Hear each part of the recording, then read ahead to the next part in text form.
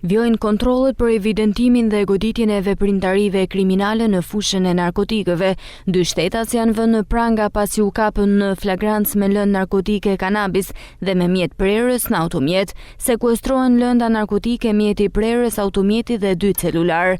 Shërbimet e Komisariatit të Policisë Shkodër, bazuar në të dhënat e siguruara në rrugë operative, kanë ndaluar për kontroll automjetin me të cilin qarkullonin shtetasit ASH dhe SF.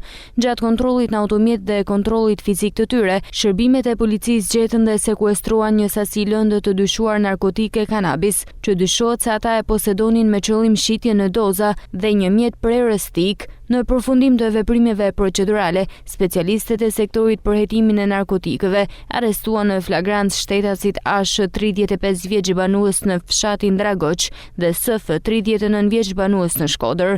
Materialet procedurale ju referuan prokurorisë pranë gjykatës së shkallës së parë të jurisdiksionit të përgjithshëm Shkodër për veprime të mëtejshme, për veprat penale, prodhimi dhe shitja e narkotikëve dhe prodhimi, mbajtja, blerja apo shitja pa leje armëve të ftohta.